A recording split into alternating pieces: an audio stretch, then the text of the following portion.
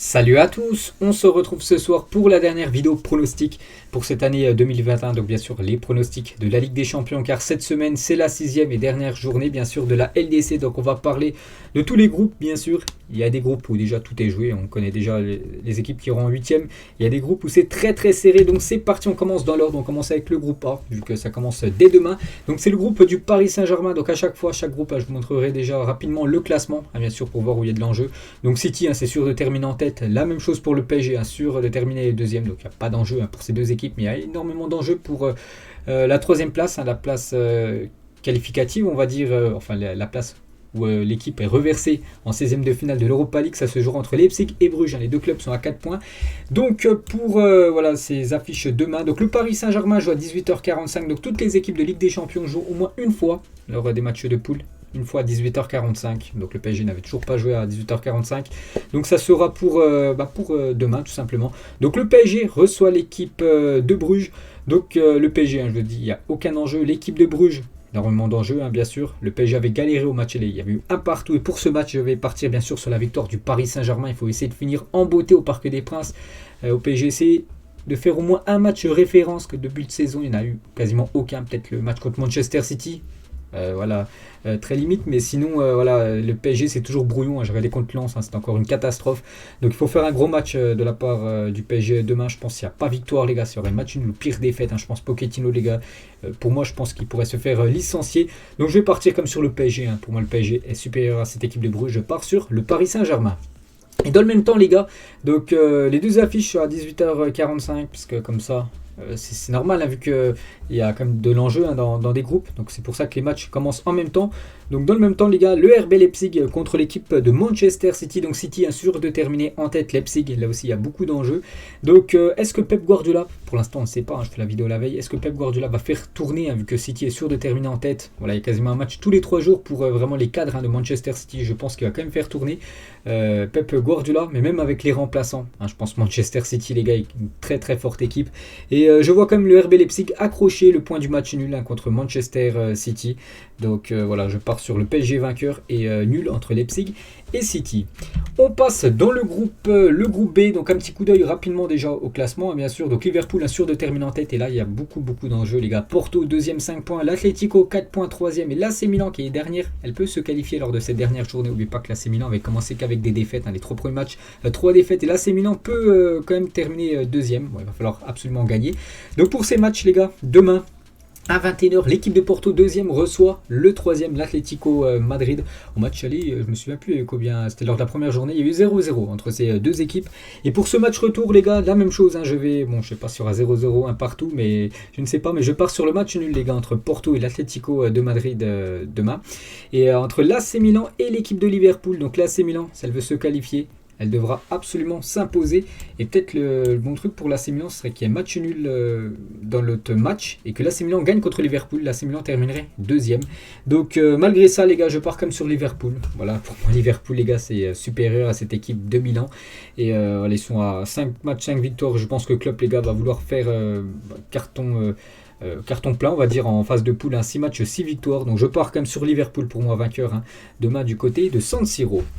On passe cette fois-ci dans le groupe C. Donc le groupe C c'est le groupe de l'Ajax. Donc là en gros dans ce groupe tout est joué les gars. On connaît ça sera ça le classement officiel, ça sera le classement définitif. Ça peut plus bouger. Donc l'Ajax sûr de terminer en tête, le Sporting sur deuxième, le Borussia sur troisième et Beşiktaş sur quatrième. Pourquoi le Sporting est sûr de terminer deuxième devant le Borussia? Parce qu'au match, parce que c'est une confrontation directe les gars. Donc Dortmund Sporting, il faut que je regarde les classements. Donc Dortmund Sporting lors de la deuxième journée, il y a eu 1-0. Et lors du match retour, donc Sporting s'est imposé 3-1 contre l'équipe de Dortmund. Donc là on prend par rapport à l'équipe qui a le plus marqué lors de la confrontation directe. On peut voir que Sporting a plus marqué que Dortmund. Donc c'est pour ça que le Sporting terminera en deuxième position. Donc bref, donc Dortmund contre le Beşiktaş. Donc le Beşiktaş c'est que des défaites, c'est une catastrophe. 5 matchs, 5 défaites et je les vois encore une nouvelle fois s'incliner. Donc pour moi je vais partir sur Dortmund, les gars vainqueurs contre le Beşiktaş demain.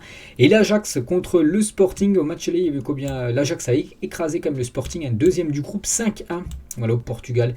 Et pour ce match retour du côté de l'Ajax. Je crois que le match sera à huis clos, parce qu'il y a des problèmes avec le Covid, bien sûr.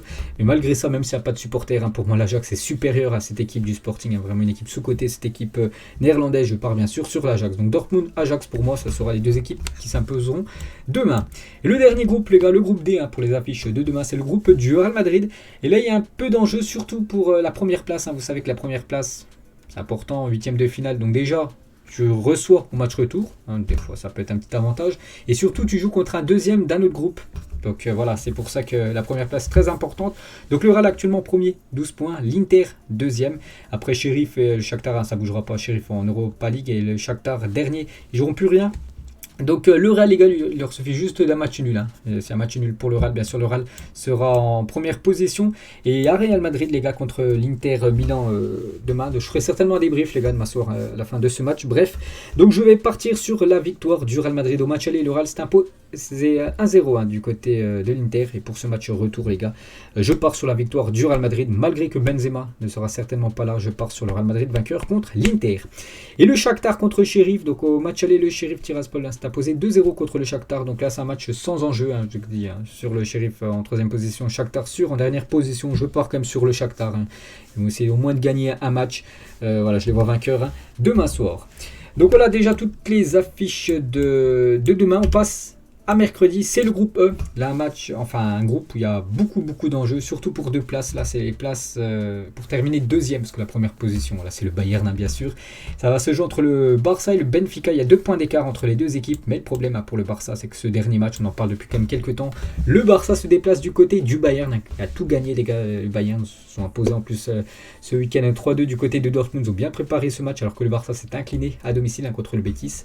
Là, c'est pas ouf au match aller. J'ai regardé le match, le Bayern avait écrasé, humilié, enfin peut-être pas humilié, il y a eu 3-0, mais voilà, c'était tellement supérieur à cette équipe du FC Barcelone. Donc le Barça est dans l'obligation de gagner, parce que dans le même temps, le Benfica joue contre Kiev. Donc pour ce match, les gars, tout simplement, je vais partir sur le Bayern. Pour moi, le Bayern est supérieur au FC Barcelone. Bien sûr, je pars sur le Bayern Munich. Malgré que je soutiendrai le FC Barcelone, je vois quand même le Bayern s'imposer. Et le Benfica contre Kiev. Donc le Benfica, ils savent que voilà, le Barça en même temps joue contre le Bayern. Donc c'est très compliqué pour les Espagnols. Donc le Benfica le sait. Il y aura certainement victoire du Bayern, que eux aussi s'imposent, les gars, malgré leurs 2 points de retard au classement par rapport au Barça. Ils le savent que s'ils s'imposent contre Kiev, ils seront certainement deuxième. Donc je vais partir sur le Bayern et le Benfica vainqueur. On passe au groupe F, c'est le groupe de Manchester, sûr de terminer en tête à Manchester. La même chose que je vous ai dit tout à l'heure avec Dortmund et Sporting. Voilà, Manchester contre Villarreal, c'était ces 2 victoires. Voilà, une victoire 2-1 lors de la deuxième journée, une victoire 2-0 lors de la 5e. Donc ils ont gagné 2 fois contre Villarreal. Donc voilà, c'est sûr qu'ils termineront en tête, bien sûr, par rapport à la confrontation directe. Donc Villarreal s'est serré avec l'Atalanta et même Young Boys de Berne. Je ne sais pas s'ils peuvent terminer encore deuxième. Il faudrait qu'ils gagnent et devant. Après, il faudrait regarder avec les confrontations directes. Bref, donc voilà, on peut voir que c'est quand même un groupe serré. Et pour cette dernière journée, je pars sur tout d'abord la victoire de l'Atalanta Bergame contre Villarreal. L'Atalanta en 3e, un point de retard sur Villarreal. Donc là, c'est un match décisif. Bien sûr, il y a eu 2 partout au match aller. Je pars sur l'Atalanta, les gars. À domicile, ils se sont imposés 3-2 quand même du côté de Naples. Ils ont gagné aussi 1-0 la semaine dernière contre la Juve. Là, il faut confirmer maintenant à domicile contre les Espagnols.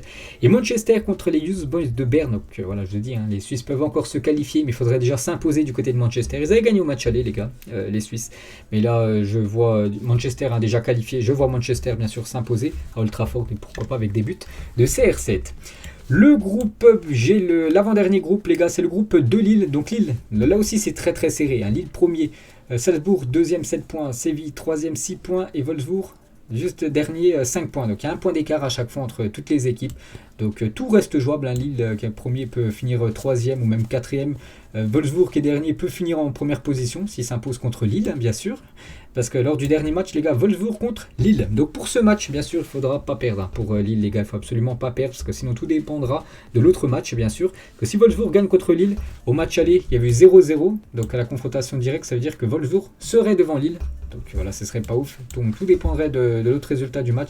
Donc c'est pour ça qu'il va falloir ne pas perdre pour Lille, au minimum. Après, gagner sera encore mieux. Donc j'ai mis match nul, les gars, entre Wolfsburg et Lille. Et entre Salzbourg et Séville. Donc Salzbourg, deuxième. Il joue contre Séville juste derrière, donc là aussi, il va être fou, les gars, ce groupe après-demain. Donc j'ai mis Séville, les gars. Je pars sur la victoire de Séville qui s'est imposée 1-0 ce week-end là en Liga. Salzbourg, je sais pas ce que ça a fait. Donc je pars sur le match nul entre Wolfsburg et Lille et la victoire de Séville du côté de Salzbourg, ce qui voudrait dire, les gars, la qualification de Lille et la qualification de Séville, s'il s'impose à Salzbourg. Après, je sais pas c'est qui terminera en tête. Bon, ce serait très serré, mais je pars entre. Je vise c'est match nul et victoire de Séville, vous avez compris. Bref. Et le dernier groupe, les gars, le groupe H, le groupe de Chelsea et la Juventus Turin. Donc voilà, là, ça va se jouer entre pour ces deux clubs pour la première place et après Zénith et Malmo, bien sûr. Donc Zénith et Malmo, je ne sais pas si Malmo s'il s'impose et le Zénith perd, je ne sais pas si Malmo pourrait repasser devant le Zénith. Bref, on va juste donner nos pronos sur ce groupe. Donc déjà pour le Zénith, il faudrait déjà gagner l'équipe de Chelsea, les gars, qui a tout gagné à part lors de la première journée avec une défaite du côté de Turin. Et je vais partir sur la victoire de Chelsea. Attention, Chelsea s'est incliné cette semaine, ce week-end en Première Ligue. Voilà, donc je les vois comme vainqueurs, bien sûr, Chelsea. Je pense qu'ils peuvent prendre les 3 points. Ça sera mercredi à 18h45, ces deux affiches. Donc je pars sur Chelsea et je pars. Voilà, si Malmo, les gars, veut se qualifier, Malmo devra aller gagner du côté de Turin. Ça va être compliqué. Donc je pars sur Chelsea, je pars sur la Juventus Turin contre Malmo. La Juve au match aller avait gagné 3-0 contre les Suédois. Ils ont tout perdu, Malmo, à part un match nul contre le Zénith. Donc bien sûr, je pars sur Chelsea et la Juventus vainqueur. Après-demain, donc voilà les gars, la fin de mes pronostics sur la Ligue des Champions. C'était la dernière vidéo pour cette année 2021. On se retrouve, je crois que ça sera début février, aux alentours du 8 février à peu près, c'est toujours par là, les huitièmes de finale aller. Et bien sûr, je ferai une vidéo en parlant de toutes ces affiches. Allez, moi je vous laisse les gars, on se retrouve nous pour la prochaine vidéo pronostic des gros championnats. Ça sera vendredi soir. Ciao à tous.